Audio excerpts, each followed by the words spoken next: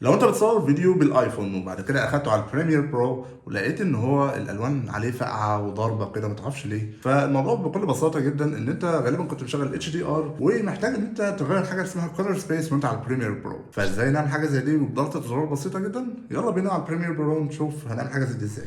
تمام، واحنا موجودين على البرنامج هتلاقوا ان الالوان ضايعه خالص بالشكل ده، فهنحلها ازاي؟ بكل بساطه هنيجي على السيكونس وبعد كده السيكونس سيتنجز، النافذه دي هتظهر لنا، هنيجي على كولر مانجمنت وبعد كده بنختار من اول واحده اللي هي كولر سيت اب، نختار دايركت ريك 709.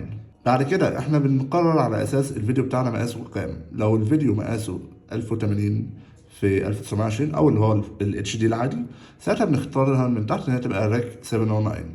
لو هتبقى الفيديو اللي احنا مصورينه بقى احنا مصورينه بجودة 4K، ساعتها بنختار ان هو يبقى ريك 2020 بس. فبنختار على اساس المقاس بتاع الفيديو اللي احنا عاملينه وبعد ما نخلص بنقول له اوكي. وزي ما شفتوا الموضوع كان سهل وبسيط وخلصنا الموضوع كله بضغطة زرار واحدة بس كده احنا خلصناه. فلو المحتوى اللي انا بقدمه عجبكم ما تنسوش تعملوا لايك وشير وسبسكرايب وبس كده.